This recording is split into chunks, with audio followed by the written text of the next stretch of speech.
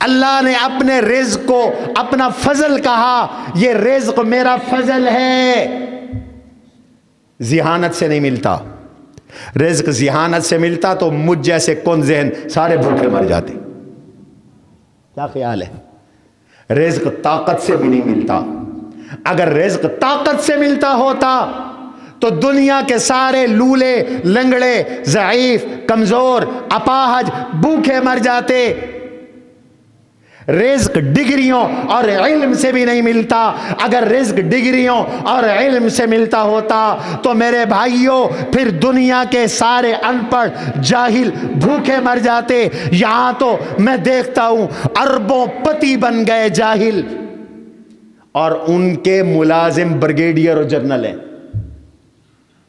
ہمارے ملک میں کئی نام ایسے ہیں جن کے ملازم جنرل ہیں، بریگیڈیئر ہیں، کئی 100 MBA کی ڈگری رکھنے والے ان کے ملازم ہیں۔ تو پھر رزق کس بنیاد پہ ملتا ہے؟ رزق نہ ملتا ہے علم سے، نہ ملتا ہے ڈگری سے، نہ ملتا ہے ذہانت سے، نہ ملتا ہے طاقت سے، نہ ملتا ہے محنت سے۔ سب سے زیادہ محنت تو وہ کرتے ہیں مزدور بیچارے جو 100 فٹ نیچے کنویں کھود رہی ہیں، سیوریج میں اتر کر تمہاری پائپ لائنیں صاف کر رہے ہیں، ان کی بھی قدر کیا کرو۔ سب سے زیادہ تو وہ محنت کرتے۔ تو پھر رزق کس سے ملتا ہے؟ سارے کہو اللہ کی عطا سے، اللہ کے فضل سے۔ یہ محض اللہ کا فضل ہے، اللہ نے تجھے عطا کیا۔ واللہ فضل بعضکم علی بعض فی الرزق، کسی کو کم دیا، کسی کو زیادہ عطا کر دیا رزق۔ اب اس رزق کا شکرانہ ہے کہ تو زکوٰۃ ادا کیا کر، اللہ کو اپنے مال کا 2.5% بطور زکوٰۃ ادا کر، ورنہ کل وہ قیامت میں پوچھے گا او بندے میں بھوکا تھا تو نے مجھے کھانا نہیں کھلایا، میں پیاسا تھا تو نے مجھے پانی نہیں پلایا، میں ننگا تھا تو نے مجھے کپڑے نہیں پہنائے۔ بندہ کہے گا مولا کائنات تو بھوک سے پاک، پیاس سے پاک، تو ننگے ہونے سے پاک، تو کپڑوں کے احتیاج سے پاک۔ میرا رب کہے گا میرا فلاں بندہ بھوکا تھا، تجھ سے اس نے کھانا مانگا، تو نے کھانا نہیں کھلایا تھا۔ فلاں بندہ پیاسا تھا، اس نے تجھ سے مشروب مانگا، تو نے نہیں پلایا تھا۔ فلاں بندے کو لباس کی ضرورت تھی، تو نے اسے کپڑے نہیں پہنائے۔ اگر تو کھانا کھلاتا مجھے اس کے پاس پاتا، پانی پلاتا، مشروب پلاتا، دودھ پلاتا، شربت پلاتا، افطار کرواتا، مجھے اس کے پاس پاتا، کپڑے پہناتا، سوٹ لے کے دیتا، اس کے ننگے بدن، اس کی بچیاں، اس کی عورتیں، اس کی بیوی، اس کے آل خانہ، اس کی خواتین کے سوٹوں کا انتظام کرتا، مجھے تو اس کے پاس پاتا۔ یہ اللہ کہتے ہیں مال میرا ہے، میں نے دیا ہے، تم سے مانگ رہا ہوں، مفت نہیں مانگ رہا بلکہ قرض مانگ رہا ہوں، قرض بھی نہیں، قرض حسن مانگ رہا ہوں، قرض حسن بھی نہیں اور بلکہ پورا بھی نہیں، صرف 2.5% مانگ رہا ہوں۔ 1 لاکھ پہ 2500 زکوٰۃ کے مجھے دے دے، 2500 مجھے دے دے زکوٰۃ کے، باقی 97,500 تیرے۔ واہ میرا اللہ تیرا کرم۔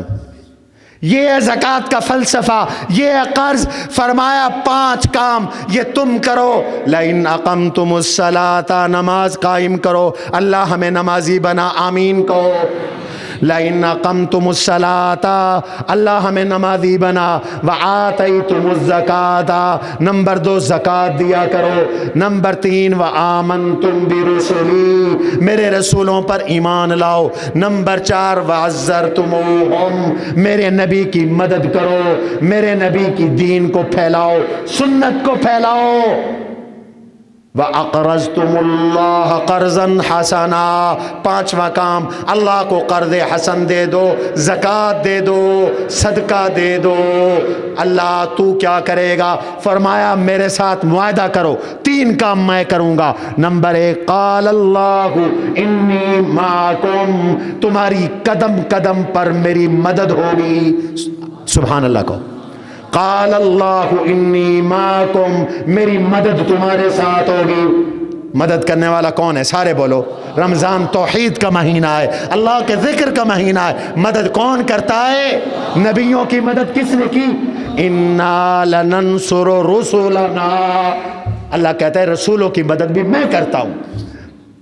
وَمَن نَصْرُ إِلَّا مِنْ عِنْدِ اللَّهِ، بدر میں مدد میں نے اتاری، فرمایا میں تمہاری مدد کروں گا، میرا پہلا وعدہ، میرا دوسرا وعدہ، لَأُكَفِّرَنَّ عَنْكُمْ سَيِّئَاتِكُمْ، میں تمہارے گناہ مٹا دوں گا۔ سبحان اللہ کہو۔ تم زکوٰۃ نماز ادا کرو، زکوٰۃ دو، تم اللہ کے نبی کی سنتوں کو مضبوطی سے تھامو، میں تمہارے گناہ مٹا دوں گا۔ تیسرا وَلَأُدْخِلَنَّكُمْ جَنَّاتٍ، میں تم سے وعدہ کرتا ہوں میں تمہیں قیامت کے دن جنتیں عطا کروں گا، جنتیں عطا کروں گا۔ یہ زکوٰۃ کی برکت ہے۔ قد عظمت فللأمجاد بانيها ومن يسعى إلى العليا بما فيها ويبقى